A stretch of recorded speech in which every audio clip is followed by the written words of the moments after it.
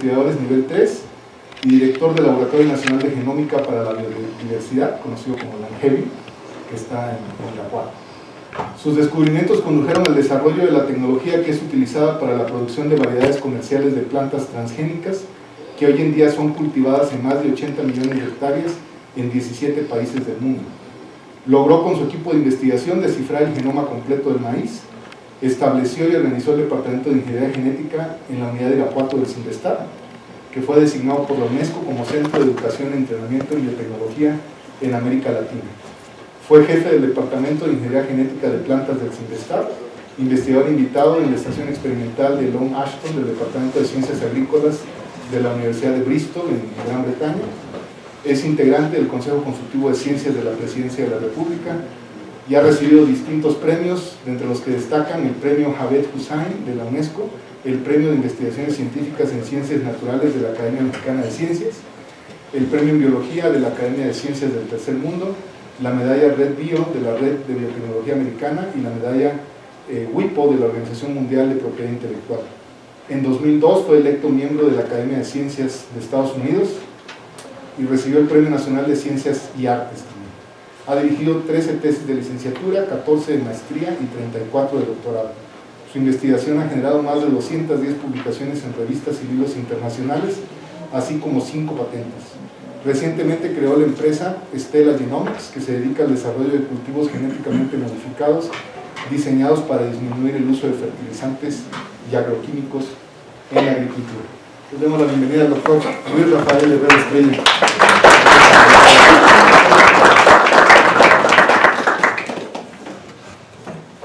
Muy buenos días a todos. Agradezco la invitación de Carlos a venir a dar una charla aquí con ustedes. Es poco usual que hablemos a investigadores de un área tan distinta. Entonces, ayer en la noche empecé a tener pesadillas de si iba a poder ser capaz de explicarles o no lo que les quería decir. De hecho, tenía 2 temas, pero nada más voy a hablar sobre uno. Y lo que quisiera es que me interrumpieran en el momento en que haya algo que crean que es importante aclarar y que no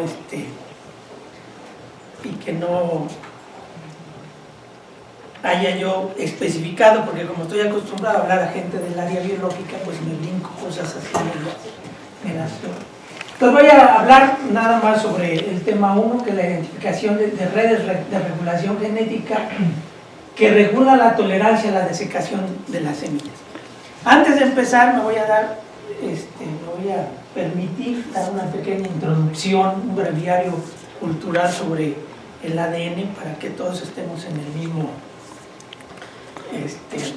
tenor. No se ofendan a los que sí saben qué es el DNA y cómo funciona. Pero bueno, el ADN, todos han escuchado del ADN y sobre todo esas pruebas de que le voy a hacer la prueba del ADN para ver si es mi hijo o no es mi hijo. Es lo que todo el mundo escucha, pero en realidad la mayoría de la gente no sabe ni qué es el ADN, ¿no? Pero bueno, en los organismos superiores, digamos, en las plantas y en los animales, el ADN está metido en una estructura que se llama el núcleo de la célula. Y dentro de ese núcleo de la célula están lo que llamamos los cromosomas, que es como se comparte el ADN dentro de los cromosomas. Y esos cromosomas contienen los genes. Los genes son las instrucciones que están escondidas en el genoma de un organismo y que le dicen al organismo cómo se forma, cómo se desarrolla, cómo envejece, cómo se reproduce y cómo muere. O sea, todo lo que nosotros hacemos y cómo reaccionamos al medio ambiente está determinado por nuestro genoma. Y estos genes, para que se puedan manifestar, se tienen que transcribir, es decir, se copian a una molécula de ARN. O sea, el DNA es ácido desoxirribonucleico, el ARN es ácido ribonucleico. Entonces, el ácido ribonucleico es simplemente, ustedes saben que el ADN está compuesto de un código de 4 letras. Esas 4 letras son A, T, G y C, y de igual manera que los códigos binarios en computación son ceros y unos, y el orden de los ceros y unos dice cuál es la instrucción para la computadora, el orden de las 4 letras en el ADN dice cómo se va a sintetizar esa proteína, porque cada 3 letras nos especifican uno de los bloques que integran a una proteína. Entonces, este ARN se copia del gene, es una copia del gen, sale del núcleo y en la parte acuosa, digamos, de la célula, se traduce en proteínas. Es decir, este es un ribosoma, va adaptando las bases del RNA mensajero, que es la copia del gen que está en DNA, y esto va especificando qué aminoácidos se van a ir juntando para producir una proteína funcional. Entonces, las proteínas son las que llevan a cabo ya las actividades biológicas, aunque a veces el mensajero mismo puede tener actividades biológicas de manera directa. Entonces, tenemos genes, esos genes se transcriben, le llamamos a ese proceso de copiado del ADN a RNA, es el proceso de transcripción, y luego ese mensajero se traduce a una proteína. El núcleo tiene alrededor de entre 20.000 y 50.000 genes, dependiendo del tipo de organismo. ¿Y cómo funciona la célula? ¿Qué hace cada una de las células de nuestro cuerpo? Cada una de ellas es diferente porque expresa, activa diferentes grupos de genes. Es decir, las células del hígado pues activan ciertos genes que le dan las propiedades al hígado, produce enzimas que detoxifican todas las mugres que nos comemos y todo lo que nos chupamos. El hígado lo detoxifica porque expresa genes que producen proteínas que detoxifican todas esas cosas que nos comemos. El páncreas, por ejemplo, lo que hace es activar genes de la síntesis de insulina, que es lo que nos maneja los niveles de azúcar. El estómago lo que hace es activar genes que tienen que ver con la producción de proteínas que rompen los alimentos que nos comemos. Entonces, cada uno de esos órganos tiene un set de genes que se expresa y por eso tiene sus particularidades. De la misma manera, la célula va a responder a estímulos ambientales. Si uno sube la temperatura, empieza uno a manifestar genes que lo protegen contra la temperatura o baja la temperatura, etcétera, ¿no? En las plantas, por ejemplo, pues las plantas están fijas, uno como todos los animales pues se pueden mover y corren, entonces pues si hace calor nos vamos a la sombra, si tenemos sed pues le corremos a donde hay agua, en cambio las plantas pues están fijas, no se pueden mover, son sésiles, entonces tienen que, si llueve, pues tienen que estar adaptadas para contender si se inunda el terreno. Si no llueve, tienen que estar preparadas para responder, para tolerar la sequía. Si hace mucho calor, pues tienen que estar preparadas para responder a la alta temperatura. Si viene un insecto y se le empieza a comer, pues la planta tiene que responder produciendo cosas que maten al insecto. Entonces también las células, los órganos de un organismo, responden a todos los factores ambientales. Y entonces, bueno, este es el mismo esquema, tenemos el núcleo, se traduce, se transcribe en un mensajero, ese mensajero sale al citoplasma de la célula, y este ribosoma es el que adapta el mensaje de los ácidos nucleicos a las proteínas. Y las proteínas pues son las que hacen las funciones. Ahora, ¿cómo se activan esos genes? O sea, ¿qué le dice al hígado que prenda los genes que especifican para las enzimas que nos van a detoxificar todo lo que no quiere el cuerpo? O al páncreas, ¿qué le dice que active los genes de síntesis de insulina? Bueno, pues eso está determinado por unas proteínas que se llaman factores de transcripción. Estos, digamos, son los genes maestros que se activan de alguna manera, se pegan al ADN y empiezan a hacer que se copie en ARN ese o esos genes que activan. Entonces, estos son los factores de transcripción, son las proteínas maestras que van a decir, bueno, pues hay un factor, por ejemplo, esta es una Perdón que algunas estén en inglés. Este es un factor de transcripción que responde a una hormona. Cuando llega la hormona a la célula, entra a la célula, se pega al factor de transcripción que estaba fuera del núcleo,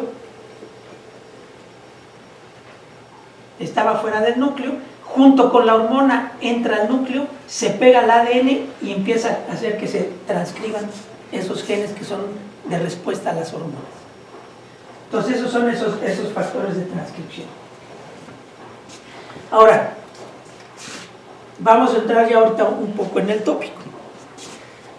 Hace unos 4 años me topé con un artículo que decía que habían rescatado semillas de un herbario de Irán y se lo habían llevado a Suecia, y que los científicos suecos habían agarrado estos poquitos de semillas que tenían 151 años de antigüedad y lo habían sembrado, y resulta que la semilla estaba viva.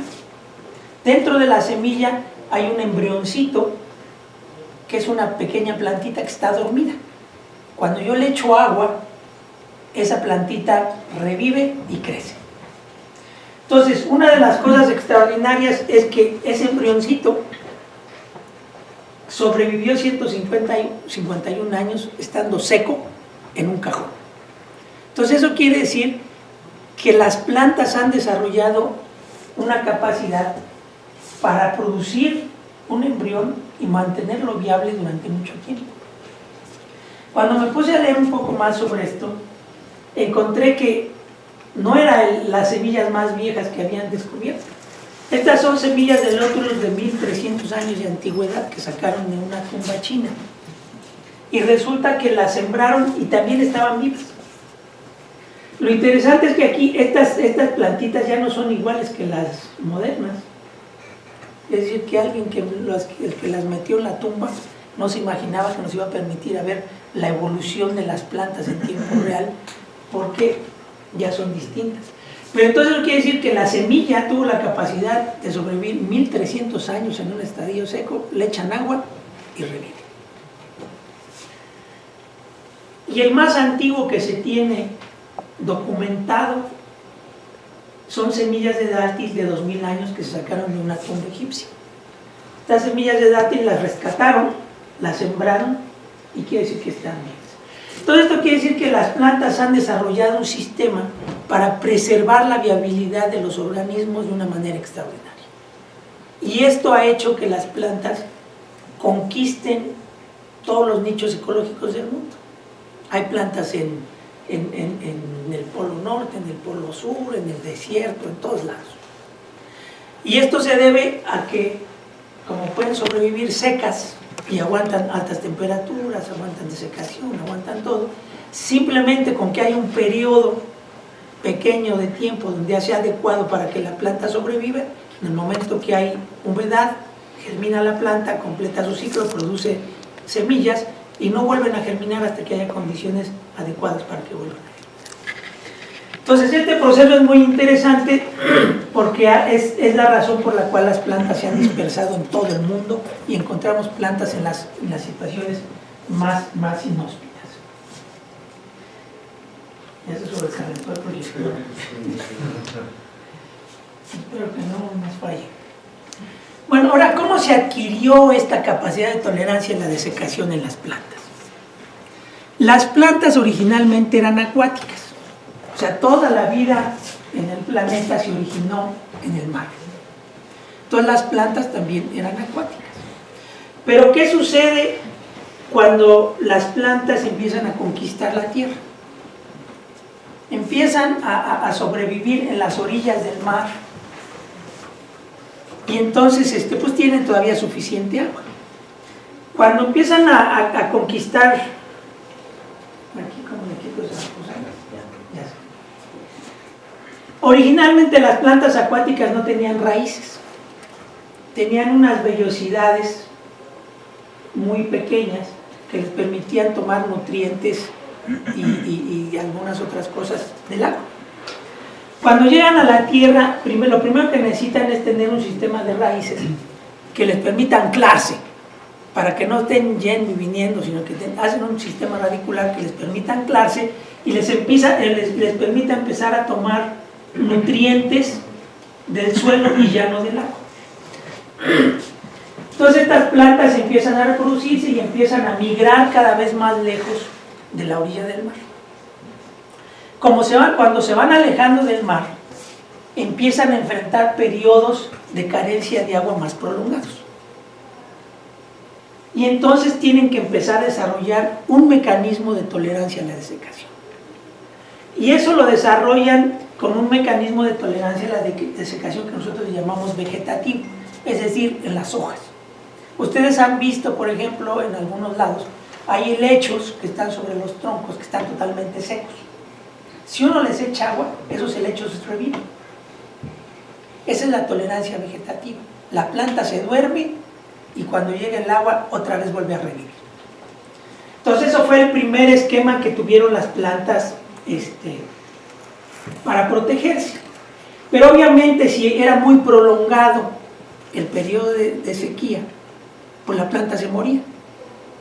Entonces, de alguna manera, las plantas durante su evolución dijeron, es mejor transferir el mecanismo de tolerancia a la desecación a la semilla y no al tejido vegetativo, porque el tejido vegetativo tiene que mantenerse activo para que la planta crezca. Entonces, por lo tanto, no se puede dormir durante 800 años. Entonces, se seleccionan aquellas plantas que adquieren la desecación en la semilla, lo pierden en el tejido vegetativo, porque ya no importa que se muera la planta, si yo produzco semillas, que se muera la planta y las semillas quedan ahí. Entonces, las angiospermas, que son las semillas, las plantas con semilla que tienen tolerancia a la desecación, son las que son más abundantes en todo el mundo, porque gracias a esa capacidad se han podido distribuir en todos lados. Esta, por ejemplo, es una plantita que le llamamos de resurrección. Esta plantita se seca y cuando le echo agua revive. No es que sale un brote nuevo y empieza a crecer de nuevo, sino que la misma planta que está hecha pelota se hidrata y vuelve a crecer. Entonces son fenómenos bastante extraordinarios. Estas son muy abundantes en México y en Australia. Ahora, este proceso de tolerancia a la desecación se adquirió en las plantas primitivas, como les decía, las que primero salieron del mar y se empezaron a ajustar a las plantas terrestres. Después, cuando pasa la semilla, se pierde la tolerancia a la desecación en las hojas y solo se mantiene en la semilla. El proceso de tolerancia a la desecación debe ser muy complejo. Debe requerir la acumulación de ciertas sustancias, azúcares, proteínas, lípidos, que protejan el embrión para que se mantenga vivo durante mucho tiempo.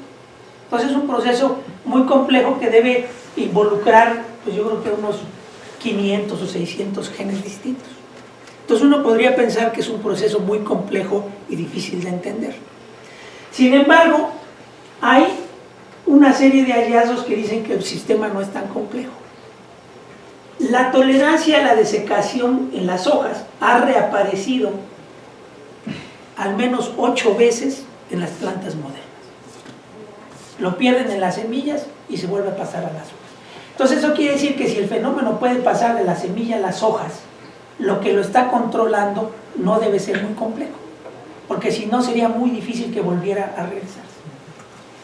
Entonces, la idea del proyecto es entender qué es lo que controla este fenómeno de tolerancia a la desecación, cuáles son los genes maestros que controlan el proceso de tolerancia a la desecación y ver si podemos reproducir lo que ha sucedido en la evolución.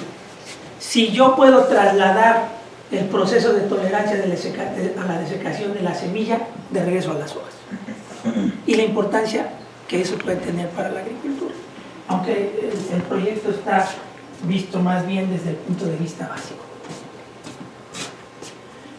Entonces, durante la formación de las semillas, este es cómo se forma la semilla. Primero se hace un embrioncito, el polen fertiliza el óvulo de la planta y se forma un embrioncito que va creciendo. Una vez que se forma el embrión, la semilla se carga de compuestos de reserva, es decir, alimento para que la semilla tenga cuando germine y pueda crecer la plantita, y dispara el proceso de tolerancia a la desecación. Entonces tenemos aquí, por ejemplo, el contenido de agua. Durante todo el proceso de desarrollo del embrión se mantiene el nivel de agua en la semilla constante, y después lo empieza a perder. Aquí acumula los compuestos de reserva para que la semilla pueda germinar y después se seca completamente. Pierde hasta el 95% del agua. Entonces, ¿cómo podemos estudiar este proceso? Existe en los animales, en los organismos, algo que se llama mutaciones. Las mutaciones son cambios en el ADN que hace que un organismo gane o pierda ciertas propiedades. Entonces, si hay mutaciones en los genes que están involucrados en la tolerancia a la desecación, esa mutante se debe volver susceptible a la desecación. No quiere decir que ese gen que se inactivó sea el responsable de todo el proceso, simplemente quiere decir que es necesario para que se active la tolerancia a la desecación. Entonces, nosotros trabajamos con una plantita que se llama Arabidopsis thaliana. Es el sistema modelo que nosotros usamos. Es una plantita muy pequeña, el tamaño máximo es así, y tiene un ciclo de vida muy rápido. En 1 mes y medio va de semilla a semilla. Entonces podemos hacer 8 ciclos por año. Entonces la usamos por eso. Si yo usara maíz, el maíz pues son 6 meses, me reduciría a 2 ciclos por año. Pero además, como tiene requerimientos de temperatura, etcétera, y es muy grande la planta, pues solo podría hacer un ciclo por año. En cambio, esta plantita, como es muy chiquita y la puedo tener en cajas de Petri, pues yo la meto en un refrigerador con luz, que tiene temperatura controlada, y la puedo estar creciendo todo el año. Entonces, en esta plantita es muy fácil hacer mutantes. Nosotros tomamos la semilla de la planta, la sometemos a un proceso de mutagénesis, y entonces vemos en las hijas si perdieron o ganaron alguna propiedad. Entonces, utilizando este sistema de mutagénesis, nosotros aislamos muchas mutantes que ya no germinan. Y no germinan porque se mueren cuando se desecan.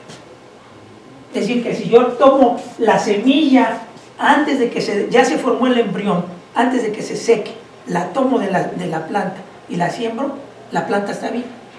Es decir, está completamente viable el embrión, pero en cuanto se deseca se muere. ¿Y la secuencia ya la tienen? ¿La secuencia de qué? De la planta. Ya conocemos el genoma de la plantita, ya conocemos todas las letras, todo el orden de letras del genoma de la plantita, ya sabemos todos los genes que tiene y ya sabemos la función, digamos, del 60% de los genes. Hay un 40% de los genes que no sabemos qué son. Entonces tenemos estas mutantes que son susceptibles a la desecación, y son susceptibles porque el embrión, en lugar de dormirse y entrar en el estadio de desecación, brinca directamente a formar una plantita, y entonces cuando se seca la plantita se muere. Entonces se activan muchos procesos que tienen que ver ya con plantas activas. El aparato para hacer fotosíntesis, toda una serie de cosas se activan que no deberían activarse porque esa planta estaba destinada para dormirse, y entonces no se duerme, se activa, y cuando se seca se muere. Esa es la razón. Y tenemos mutantes que hacen lo mismo, pero sí son tolerantes a la desecación. Entonces tenemos una serie de mutantes que son sensibles y otras que son muy parecidas, pero que son tolerantes. Entonces la idea que tuvimos es que si yo comparo las mutantes que ya no toleran a la desecación con las mutantes que sí la toleran, las que no la toleran no deben activar los genes responsables de la tolerancia a la desecación. Entonces, si yo comparo todos los genes, que van a ser muchos, que se activen en las dos, puedo sustraer aquellos que se apagan de manera diferencial en las intolerantes. Entonces, ese grupo de genes, que sea común a todas las mutantes intolerantes, debe ser el responsable de la tolerancia a la desecación. Si no me explico, por favor, me detienen. Entonces, por ejemplo, tenemos aquí estas dos mutantes que son muy parecidas, acumulan clorofila en las semillas, sí, acumulan antocianinas, que es un pigmento, sí, se reduce la acumulación de compuestos de almacenamiento en las dos también, se forman pelos en las hojitas, sí, pero son distintas en la tolerancia a la desecación. O sea, son idénticas, salvo en el proceso de tolerancia a desecación. Entonces eso me va a poder permitir compararlas. Entonces hicimos lo que se llama un transcriptoma. ¿Qué hace ser un transcriptoma? Extraer el ARN de la semilla y secuenciar todos los genes que se están expresando ahí. Entonces yo puedo tomar muestras de cualquier organismo y con una tecnología relativamente sencilla determinar cuántos genes están prendidos en ese momento de la vida de ese organismo. Entonces, ¿qué hicimos nosotros? Tomar 3 estadios a los 15 días de formación de la semilla, que está totalmente húmeda, a los 17 días donde perdió ya el 40% de la humedad y a los 21 días donde ya está completamente seca. Entonces yo quiero ver cómo se van diferenciando las mutantes intolerantes de las tolerantes durante las diferentes etapas del proceso de secado de la semilla. El proceso para detectar cuáles son los genes que están encendidos y apagados, ¿es automático? ¿Lo tienen ustedes, son máquinas o ustedes lo hacen a mano? El proceso se hace de la siguiente manera. Yo secuencio, o sea, yo tengo las moléculas de ARN y entonces las meto a un secuenciador y entonces me va a secuenciar. Estamos hablando que vamos a generar 30 millones de lecturas, por ejemplo, para cada muestra. Entonces, ¿qué hago después con esas 30 millones de lecturas? Alineo esas lecturas en el genoma de la planta. Y entonces estas lecturas se me van a alinear en aquellos genes que están prendidos, porque les dije que los ARN son copia del ADN. Entonces son iguales. Y entonces simplemente la computadora me dice, pues en este gen la muestra A alineó 3 lecturas y la muestra B alineó 10 lecturas. ¿Ok?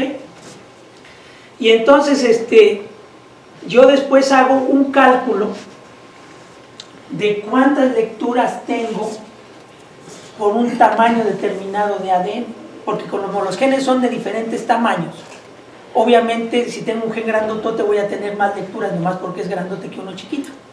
Entonces yo estandarizo el número de lecturas por cada 1000 bases. Y entonces yo digo, este gen A se está expresando, tiene 400 lecturas por kilobase en la muestra A y tiene 700 lecturas en la muestra B. Entonces quiere decir que está más altamente expresado en una muestra que en otra. Y entonces esto lo hace la computadora, obviamente lo alinea, después nos hace el cálculo y después también con una serie de algoritmos se hace un análisis estadístico para saber si esa diferencia entre 300 y 700 lecturas significa una diferencia estadísticamente significativa o no. Entonces yo tengo que secuenciar cada muestra por lo menos 2 veces para poder hacer un análisis estadístico. Obviamente si lo hace uno 10 veces es más exacto, pero como cuesta mucho dinero, pues nomás hacemos 2. Entonces de esa manera yo saco todos los genes, el nivel de expresión de cada uno de los genes y el subset de genes que se está expresando de manera distinta entre la mutante 1 y la mutante 2. Y a eso nosotros le llamamos genes diferenciales. Después de esos genes diferenciales, ¿cómo se comportan esos genes diferenciales? ¿Y qué son esos genes diferenciales? Entonces aquí hacemos, por ejemplo, unos diagramas de Venn, que seguramente estos son más familiares para ustedes que para nosotros. Y entonces preguntamos, ¿qué subconjunto se apagó en común a todas las mutantes intolerantes a la desecación, pero no está apagado en las tolerantes? Y entonces este número en rojo quiere decir que a los 15 días después de que se empezó a formar la semilla hay 147 genes que ya son distintos. A los 17 días hay 198 que son distintos y a los 21 días hay 380. Entonces eso quiere decir, no todos los genes son los mismos aquí. La suma de estos tres subgrupos, que algunos son comunes y otros no para cada tiempo, nosotros asumimos que son los genes responsables de la tolerancia. Y entonces dice uno, bueno, ¿cómo se comportan esos genes? Bueno, esto no. Entonces hacemos unas cosas que se llaman heat maps. Estos heat maps lo que hacen es representar cómo se expresa este gen durante los 3 tiempos que nosotros muestramos. Si está en negro quiere decir que no cambió su expresión, que se mantuvo constante, que no respondió ni al desarrollo de la semilla ni a nada. Si está en rojo quiere decir que subió su actividad. Y si está en verde quiere decir que se apagó su actividad. Entonces nosotros encontramos todo un grupo de genes que es común entre las tolerantes y las intolerantes, que se está aprendiendo. Todos estos genes tienen que ver con la acumulación de clorofila y todos estos defectos que tenían ambas mutantes, pero que no tienen nada que ver con la tolerancia a la desecación. Y de estos que se apagan, si ven, hay un subgrupo de genes que se apagan, que se ponen verdes, pero que están en negro en las mutantes tolerantes. Entonces lo que nosotros asumimos es que estos genes que no se activaron en las mutantes intolerantes es lo que le hace falta a la semilla para ser tolerante. Aquí las ramificaciones del lado izquierdo, ¿qué significan? Esto lo que significa, está agrupando por comportamiento. Este es un clustering que se hace por grupos que tienen comportamientos similares. Y esto te puede servir para saber si ciertos tipos de genes, por ejemplo, si genes involucrados en la síntesis de azúcares, tienen el mismo comportamiento de acuerdo a este grupo. Entonces ya que sé que hay un grupo que se apaga, estos no me interesan porque son comunes a ambas, entonces los que me interesan son estos que son exclusivos de las intolerantes. Y entonces empiezo a ver qué son esos genes. ¿Cómo hago qué son esos genes? Hay una base de datos que ya se ha preclasificado más o menos la función de cada gen. Hay genes que no se sabe nada y simplemente dice función desconocida. Pero hay otros que ya se establecieron, por ejemplo, en levaduras, o en ratones, o en maíz, o en trigo, o en papa, y entonces uno va calificando. Yo encontré de manera experimental que este gen está involucrado en la síntesis de grasas. Y entonces uno ve y compara con otro organismo y dice, pues yo también encontré que era para grasas. Entonces uno asume que todos los genes que se parezcan a ese tienen una función similar. De esa manera yo puedo predecir. Aquí no pueden leer, ni yo tampoco, pero la mayoría de las categorías tienen que ver con tolerancia al estrés ambiental. Tolerancia a la sequía, tolerancia al calor, tolerancia al estrés osmótico. Todas las categorías que estaban apagadas en las semillas. Entonces eso nos quiere decir que efectivamente, aunque nada más pudimos clasificar el 60% de los genes, porque los otros eran de función desconocida, que efectivamente nuestra hipótesis de que esos genes que se apagaban solo en las intolerantes tienen que ver con el proceso de tolerancia a la desecación. Ahora, ¿cómo puedo saber quiénes controlan el proceso? Entonces yo les había dicho que hay factores de transcripción que son los que prenden a los genes que son los que tienen la función. Entonces estos factores de transcripción están interactuando en redes de regulación. A veces yo necesito 2 factores de transcripción en conjunto para que se prenda un gen. A veces 3, a veces uno solo. Actúan en cascadas, primero se activa uno, después se activa otro, después se activa otro y luego activan los genes que son los que llevan a cabo la tarea visible.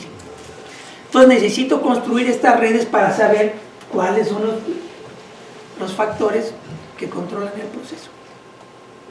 Entonces esto se hace también a través de un proceso de construcción de redes, a través de un algoritmo y un programa de cómputo que se llama Arachne, que lo que nos dice es cómo se están interactuando el gen A y el gen B. El programa lo que hace es ver de manera temporal cómo se van actuando, cómo se van prendiendo los genes, si tienen un comportamiento de que uno se prende y luego al siguiente tiempo se prenden otros, podría ser como consecuencia de este activa a los siguientes. Entonces hacemos una construcción y hay una serie de parámetros que nos permite decidir si hay una interacción directa o una interacción indirecta entre todos los genes. Entonces esto no les puedo explicar más porque no tengo la más remota idea de qué se basa. Pero funciona muy bonito. Hace unas notas muy. Entonces, ¿qué fue lo que hicimos? ¿Qué tiempo de ejecución te llevas haciendo una de estas redes? El programa, ¿qué tan rápido lo hace? Depende del hardware. Tenemos nosotros unas computadoras ahí en el laboratorio. Tenemos un clúster, nada más que hay que hacer cola, ¿no? En el clúster. Entonces, nosotros usamos nuestras computadoras. Tiene tiene 16 núcleos con un total de RAM de 256 gigas y la máquina esa se tarda alrededor de un mes en hacer, porque obviamente tiene que tomar los datos. Bueno, déjame, es que te voy a explicar cómo lo hacemos. Este es el network que sale. Para poder construir este network inicial no lo hicimos con nuestros datos, sino que hay 256 experimentos realizados por otros laboratorios que estudiaron el comportamiento de las semillas de esta planta. Que si les echaban esto, que si les echaban aquello, que al día 3, al día 4, al día 10, al día 20, que si las calentaban, que si las enfriaban. Entonces hay 256 sets de datos de 25,000 genes con al menos 4 puntos cada uno. Entonces es una cantidad de datos enorme, y entonces lo que tiene que hacer la máquina es ordenarlos por sus interacciones, dependiendo de su comportamiento. Entonces este es la red global de la semilla, considerando los 25,000 genes, los 256 datasets que había disponibles en el mundo. ¿Qué es lo que hicimos nosotros después? Hay un dataset solo de los genes maestros, de los factores de transcripción. Entonces insertamos esos factores de transcripción como centros, como nodos de esta red.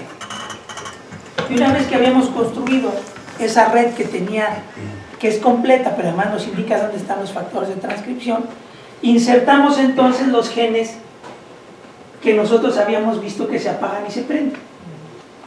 Estos puntitos amarillos son el universo de genes que se nos apagó en las mutantes.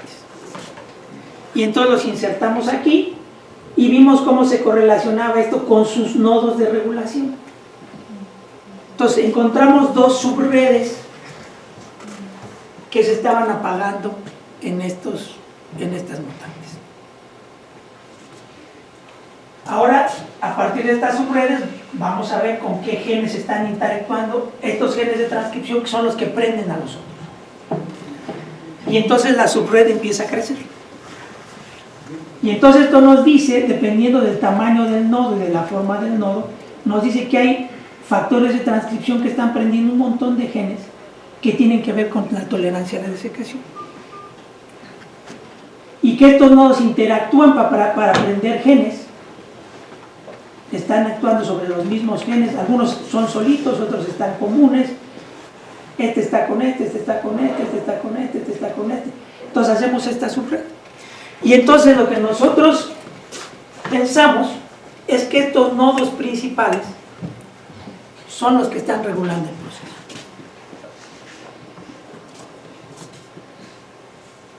Este es la otra subred, que también tiene dos principales, etcétera. Y todos estos genes, por ejemplo, que están en amarillo, son genes que ya se sabe que son proteínas que protegen a la semilla contra la desecación. Entonces esto quiere decir que efectivamente el nodo que construimos tiene los componentes funcionales adecuados y además nos está identificando los nodos. Aquí la parte interesante es que estos genes, estos nodos, son de función desconocida. O sea, nadie ha reportado por qué sirve. Entonces, esta es la parte bioinformática. Después viene la parte divertida. Esta es la parte tediosa para nosotros, supongo que divertida para ustedes, de demostrar que efectivamente esto es cierto. Porque todo el mundo hace predicciones, toma un dataset, hace una predicción y comprueba que el dataset está correcto. Lo que nosotros queremos demostrar es que hacemos una predicción y que la predicción es correcta viendo sus propiedades biológicas. Entonces, si esto es cierto que estos nodos tienen que ver con la tolerancia a la desecación, si yo los muto, si yo los apago, deberían hacer que esa mutante sea menos tolerante a la desecación. Y esto es lo que sucede. Esta es la planta, las semillas originales, el 97% de las semillas germina en promedio. Mis mutantes, en los diferentes factores de transcripción, efectivamente tienen menos porcentaje de germinación cuando las seco. Entonces eso quiere decir que efectivamente algo perdieron. Pero si el modelo es cierto, como no están actuando de manera independiente, si yo apago dos, el efecto debería de ser más drástico, porque están actuando en una red. Entonces si yo muto dos, se me reduce mucho más la tolerancia a la desecación. Y si muto tres, pues ya casi se me apagó. No quiere decir que estos tres sean los únicos, pero si yo apago tres simultáneamente, casi se me apagó la tolerancia a la desecación. Ahora, lo podemos demostrar de otra manera. Yo tengo mis mutantes que son intolerantes a la desecación. Si la seco, se mueren. Si estos factores de transcripción prenden genes que protegen a la semilla, si yo prendo alguno de ellos, debería rescatarle en algún porcentaje la tolerancia a la desecación.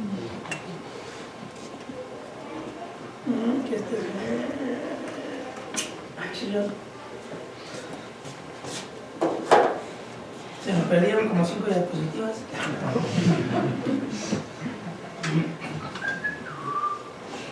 Vamos a ver si encuentro la presentación. Ayer por estar en crisis viendo que...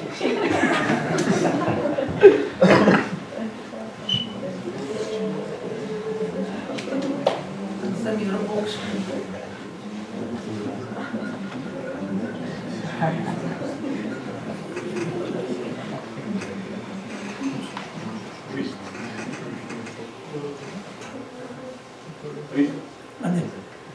¿Hay autoorganización? ¿Hay qué? Autoorganización. O sea que después de una cierta aplicación o lo que sea, se puede autoorganizar. Sí, para ciertos procesos. Cuando tú mutas alguna cosa, el organismo trata de compensar y entonces se rearregla la red para que se trate de compensar el fenómeno. Cuando son ese tipo de mutaciones, uno no las ve. Mutas el gen y a pesar de que está mutado, la semilla sigue viva. Entonces solamente cuando efectivamente tiene un fenotipo sólido, quiere decir que la reorganización no alcanzó a compensar la pérdida de la función. ¿Cómo le hago aquí? Porque lo enseñe en mi pantalla correctamente.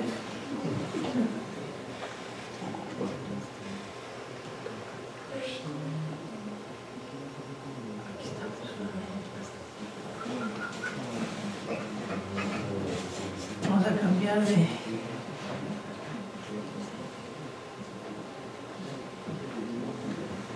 presentación porque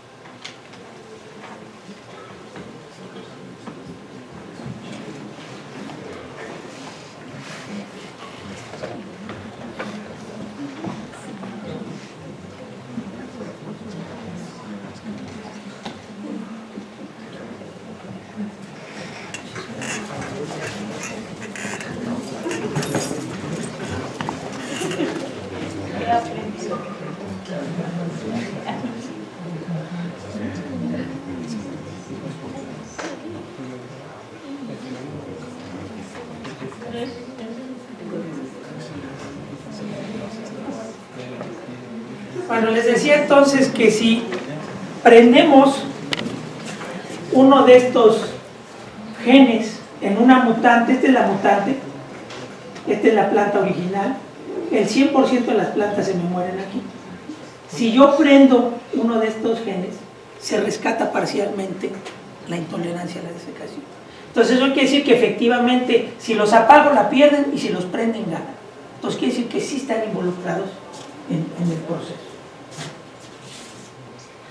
Entonces con este podemos ya construir de manera funcional una red donde yo estoy identificando los factores de transcripción que tienen que ver con los procesos de tolerancia a la desecación. Algunos de estos tienen que ver también, controlan la acumulación de compuestos de reserva, tienen las dos funciones, y otros tienen que ver en frenar el tránsito hacia que se forme una planta activa. Cuando yo los pierdo, entonces la planta forma la planta, se forma una planta y se muere. Ahora, si esto es cierto, si yo ahora prendo estos genes en las hojas, deberían conferir tolerancia a la desecación en las hojas.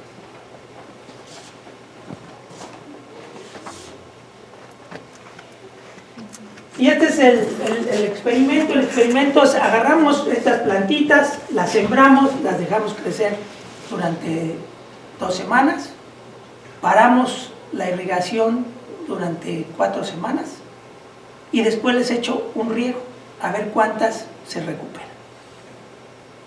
Entonces aquí están las plantas antes de desecarlas, las sometemos a la sequía y luego les doy una irrigación adicional. Si pueden ver aquí el control, la planta original, pues todas se mueren.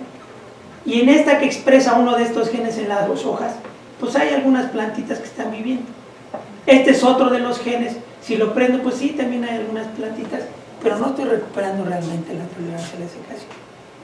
Pero si la red es correcta, si yo expreso 3 o 4 genes de los que regulan toda la red, entonces yo debía de ser capaz de prender la tolerancia a la desecación. Y esto es lo que pasa. Entonces ahora todas me sobreviven.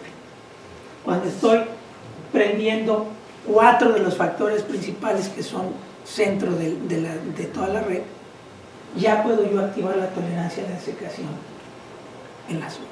Entonces estamos reconstruyendo un proceso evolutivo. Yo les decía que el proceso de tolerancia en las hojas se pasó a la semilla y ha regresado a las hojas 8 veces durante los últimos 800 millones de años. Entonces eso quiere decir que pues, no está tan complicado. Y efectivamente lo que hicimos fue reconstruir un proceso evolutivo para conferir ahora tolerancia a la desecación en los tejidos vegetativos. Obviamente esto tiene una aplicación en la agricultura, porque si yo puedo hacer cultivos que sean más tolerantes a la desecación, obviamente que esto le va a dar una ventaja a la gente que cultiva en temporada. Lo malo es que como son transgénicos, y hay mucha gente que no le gustan los transgénicos, pues ya se fregaron porque no van a tener esta tecnología. No es cierto. Hay ahora una tecnología que se llama edición de genomas. Esto lo que estoy haciendo yo es agarrar genes y meter genes. O sea, yo lo que hago aquí es tomo el gen que se expresa normalmente en la semilla y lo ligo a una secuencia de ADN que lo hace que se exprese en las hojas y lo regreso a la planta. Y entonces pues este tiene un gen de más. En este caso tiene 4 genes de más. Entonces eso es lo que se llama una planta transgénica cuando yo le introduzco genes. Aunque en este caso son genes de la misma planta, ¿eh? O sea, nomás los hice distintos, pero son genes de la misma planta en la misma planta. En principio eso no le debía preocupar a nadie, pero no importa, esto destruye el mundo. Pero ahora hay una tecnología con la cual uno puede editar el ADN. Son unas proteínas que se pegan al ADN y uno puede meter una copia de RNA con las modificaciones que uno quiere y la enzima transfiere esas modificaciones al ADN. Entonces, nosotros sabemos que donde se pegan los factores de transcripción son secuencias chiquitas de ADN. son 6 u 8 bases. Entonces, si yo a estos genes que se prenden normalmente en la semilla, le pongo esas secuencias para que se prendan en la hoja, se van a prender también en la hoja, no nomás en la semilla. Y entonces, como esas son mutaciones que en principio pueden ocurrir en la naturaleza, no deberían tener un problema para los opositores de la tecnología moderna. No sabemos todavía si se van a enfrascar en la misma discusión de que esto es un hecho del diablo y por lo tanto no se debe permitir, pero ahora se puede hacer y no lo van a poder detectar además, porque no tiene nada extraño, no tiene nada movido, simplemente un cambio de 8 bases, que eso puede ocurrir de manera natural. Entonces va a ser indistinguible para cualquier persona, a menos de que yo les diga, mira, la secuencia original era esta y yo le cambié 8 bases. Entonces esa es la manera en la cual ahora se puede hacer esto. Habrá por supuesto que probar si esto funciona en maíz o en tomate o en alguna planta que sí sirva para algo. Esta plantita sirve para muchas cosas de investigación básica, pero no es comestible, es una planta ahí.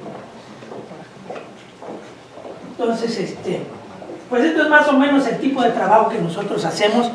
Iba a comentarles sobre otro proyecto que tenemos, porque el ADN tiene una secuencia y eso especifica la función básica de cada gen. Pero el ADN se puede modificar de manera reversible. Se le pegan pequeñas modificaciones a las letras y eso hace que se prendan más o se prendan menos o se apaguen o se prendan genes.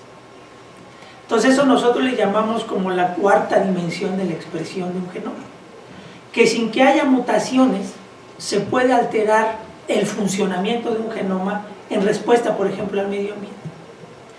Y esto está tomando mucho auge en la agricultura y en algunas otras cosas, porque aparentemente si yo someto una planta a 2 o 3 periodos de sequía sin matarla, sus hijas, sin haber sufrido ninguna mutación, vienen predispuestas a ser más tolerantes a la sequía, o más resistentes a una enfermedad, o más resistentes al frío, pero sin haber un cambio permanente. Si yo vuelvo a someter a las hijas al mismo tratamiento, se va heredando, puede durar 1 o 2 generaciones, y si ya el estrés no se presenta, se pierde esa memoria. Entonces eso también, y entonces tenemos que secuenciar el genoma y secuenciar cuáles bases están modificadas. Y entonces hacer todo un análisis bioinformático para ver dónde están esas modificaciones, cuántas modificaciones son suficientes para que se afecte el funcionamiento de un gen. Entonces tenemos bases metiladas, regiones metiladas, superregiones metiladas, y todo eso es a base de procesos bioinformáticos que el doctor Octavio Martínez es el que nos ayudó a hacer, porque todo esto requiere de unos análisis estadísticos muy importantes, porque cada base no está metilada en todas las células.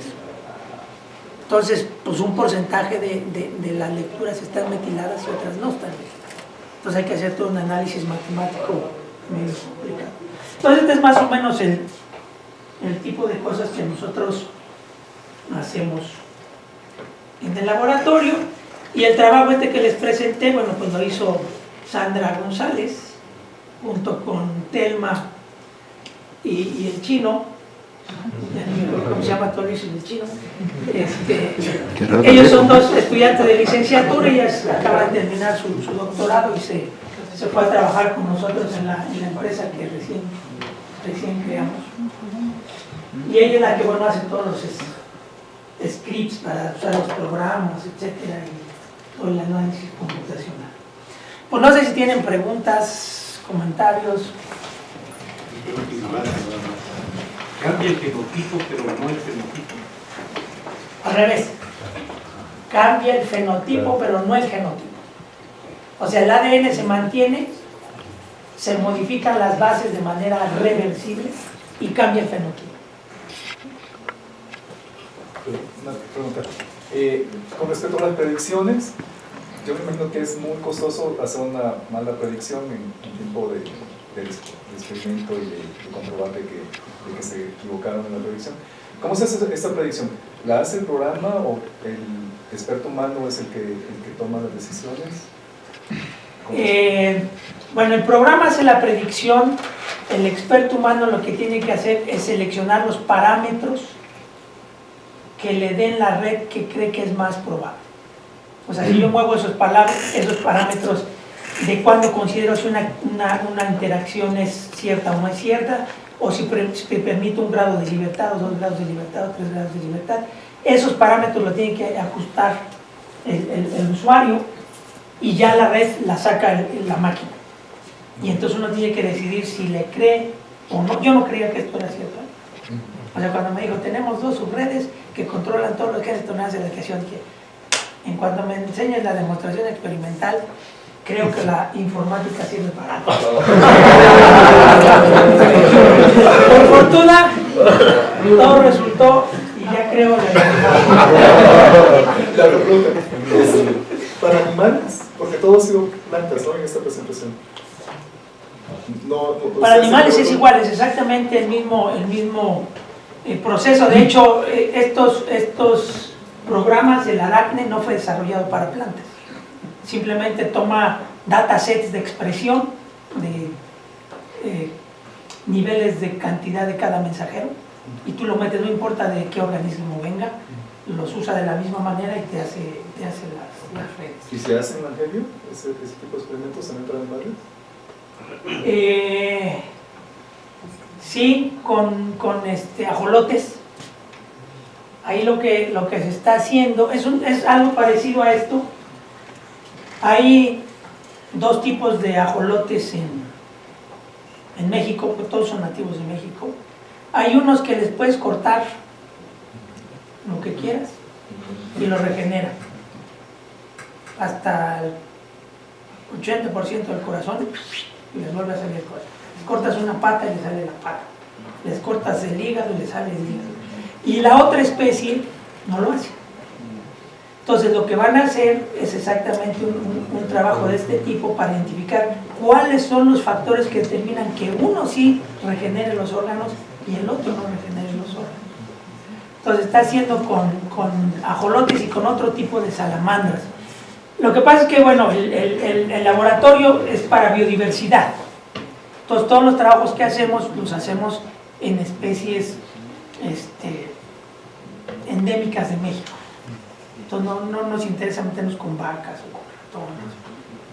O sea, todo esto que estamos haciendo nosotros es para después hacerlo en maíz, en frijol, etc. Validar lo que funcione. Sí. Mi pregunta va relacionada a lo que dijo Francisco antes. Es que estás haciendo predicciones sobre el genoma sin conocer todas las funcionalidades del genoma. ¿Y por qué? Para mí, ya de entrada, si no conoces todo, pues no debería de servir, ¿no? Bueno, lo que pasa es que te dice cuáles son los que controlan, aunque tú no sepas qué función tenía, ahora ya la sabes. Ahora su función es la de regular los genes que activan la tolerancia a la desecación. Precisamente estos estudios, si yo ya supiera cuál es la función y redescubro los genes que ya se sabe la función, pues no tendría mucho chiste. Entonces la idea de estas predicciones es encontrar la función de genes que no se les ha asignado ninguna función en particular, o que les encuentres una función distinta a la que todo el mundo cree que tiene. Que eso también ahora empieza a suceder con cierta frecuencia, que los genes participan en más de un proceso que la gente creía que era específico de una sola cosa y de repente sale que están activos en otra. Cuando tienes la cadena de ADN, pues es una cadena de aminoácidos y debe de corresponder a alguna gramática, alguna sintaxis. Después, cuando construyes la red de interacciones, estás viendo la expresión semántica de esa cadena. Entonces la relación entre sintaxis y semántica en un sentido es de consistencia, es un teorema de consistencia, en el sentido opuesto es un teorema de completitud. ¿Ustedes ven esas congruencias entre la parte sintáctica, la estructura sintáctica del ADN y las redes, las expresiones de manifestación de efectos. No te entendí nada, pero... Es que no entiendo los conceptos que me están diciendo, pero mira. Es estructura y significado. O sea, es una correlación que tú veas en estos No hay una... De hecho, hemos tenido unas discusiones muy largas de decir si el ADN es el programa o es una base de datos. O sea, según yo, es el programa porque es las dos cosas. Tiene la base de datos, pero además como tiene la capacidad de ordenar el cómo se van desarrollando las cosas, también tiene el programa. Pero Octavio Martínez, por ejemplo, dice que no, que ni más, ahí no hay ningún programa y que el programa está en Diosito, yo creo.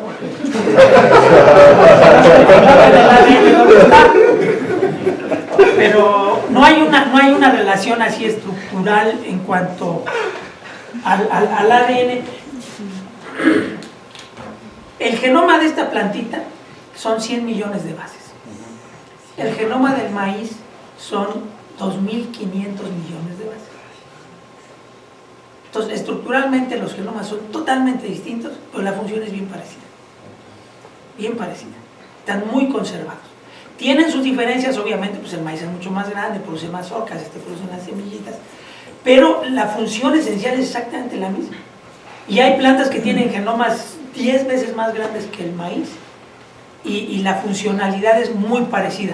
Entonces, si es estructura-función, yo diría que no hay una relación entre la estructura del genoma y la función del genoma, salvo en el pequeño contenido que especifica los genes, que es alrededor en el maíz del 4%.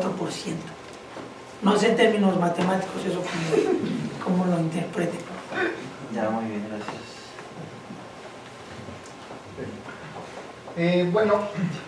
¿Qué efecto sobre la salud humana tendrá si se modifica con esta propiedad de no desecación alguna planta comestible, no sé, jitomate, maíz? Bueno, esa es una pregunta interesante. Vamos a entrar en áreas pantanosas. Ninguna. O sea, porque la composición química del tomate o del maíz es la misma. O sea, realmente tiene 25.000 genes y tú le estás cambiando 2 o 3 genes. Entonces, en realidad, no hay ningún cambio que te diga, bueno, pues va a ser diferente. Si yo te enseño una mazorca de maíz modificado con una normal, no lo puedes detectar. Necesitas hacer pruebas moleculares para saber qué es transgénico. Entonces, hay alrededor de unos 1.300 estudios para definir si hay un daño o no de las plantas modificadas a la salud humana o a la salud animal. 99.99 de esos estudios dicen que son absolutamente idénticas.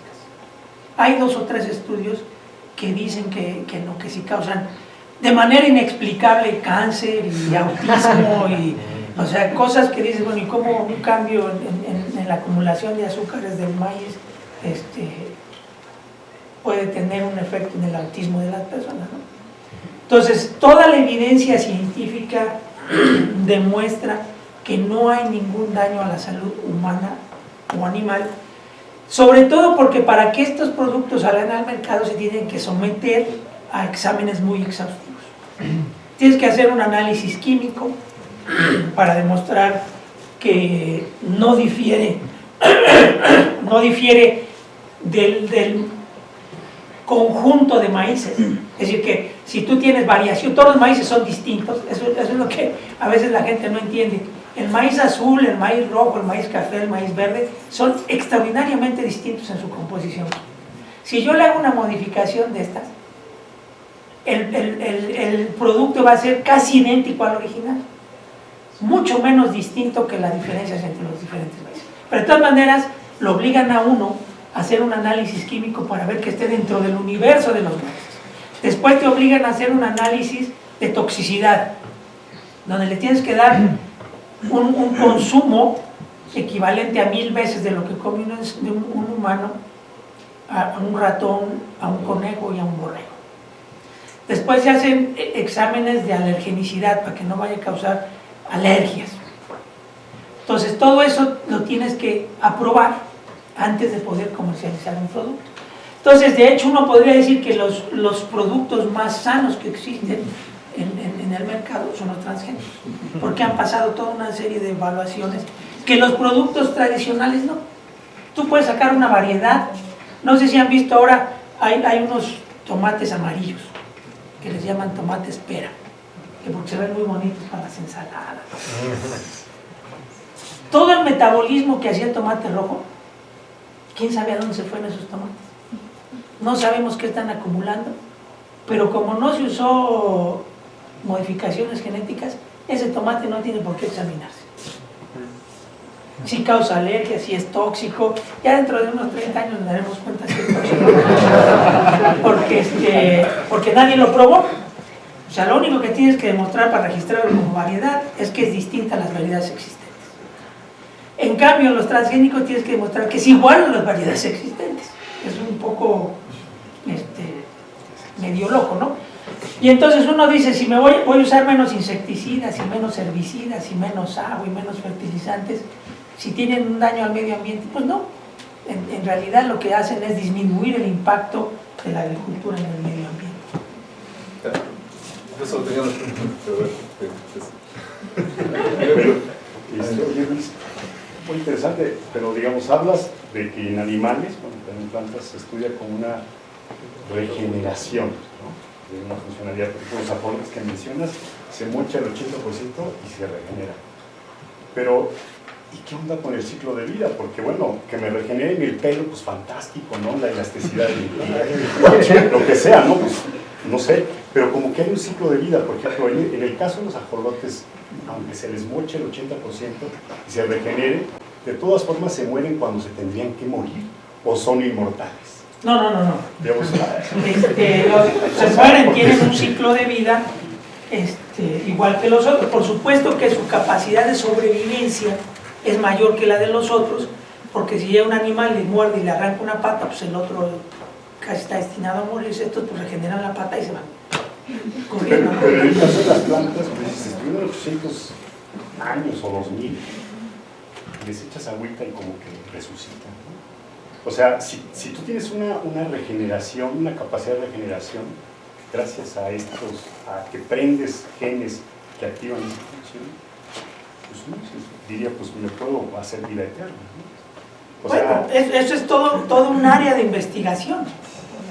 Y de hecho, nosotros estamos haciendo algunos proyectos con ese sentido, porque ya hay moléculas que se sabe que prolongan la longevidad. Por ejemplo, este famoso el resveratrol, el pigmento que viene en el vino tinto, por eso hay que chupar el vino tinto. Prolonga la longevidad. Eso ya está súper demostrado. Pero además está estudiado, por ejemplo, que prolonga la longevidad de la levadura, de los gusanos, de las moscas, de los ratones, de los changos y del humano. Porque toda esta parte de control del ciclo de vida está conservado en todos los organismos. Hay un reloj que te va diciendo cuál es la duración de tu periodo de vida. Entonces, si tú intervienes esos componentes del reloj, lo puedes prolongar. Entonces, lo que nosotros estamos haciendo es buscando compuestos en plantas, inicialmente que prolonguen la vida de la levadura.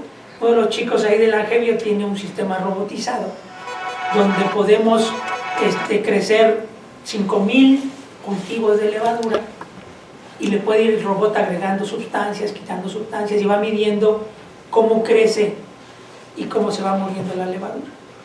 Entonces te dice si crece más o crece menos que la levadura original.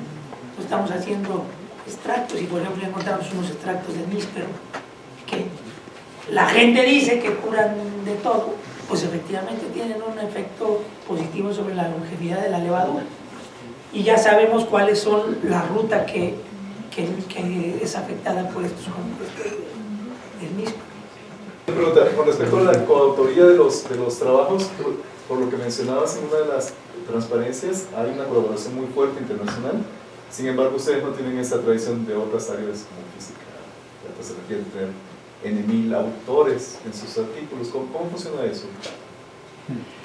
Bueno, a mí yo soy poco colaborativo. Ajá. O sea, a mí me gusta trabajar con mis estudiantes y cuando es estrictamente necesario, pues hacemos colaboraciones internacionales cuando no tenemos la capacidad de hacerlo. Pero en la biología funciona distinto. Somos mucho más generosos que los físicos. O sea, todos estos materiales que nosotros generamos y las redes y los datos, por obligación se tienen que hacer públicos. Yo los puedo patentar y los puedo proteger. Entonces, las empresas no pueden hacer uso comercial de ellos, pero estoy obligado a dárselo a todos los laboratorios académicos del mundo y no me tienen que poner ni de como autor, ni como coautor, ni siquiera me tienen que dar las gracias. Las revistas te obligan, ahí dice, ¿quién es el responsable de la distribución de los materiales y los datos? Y entonces alguien tiene que firmar y entonces esa persona se tiene que hacer responsable de asegurar de que todo queda libre y gratuitamente a disposición de los demás. Yo el otro día platicaba aquí con Gerardo Herrera y le digo, oye, ¿cómo? No, pues es que si yo hago un detector, todos los que usen el detector me tienen que poner como coautor. Yo dije, o sea, por ejemplo, este cuate que hizo el programa Aracne, pues tendría 500 artículos nomás de las 500 personas que lo hubieran usado. A mí esa lógica de los físicos no. ¿Y por qué tienen 400 autores? Tampoco entiendo. Para analizar una mendiga partícula así.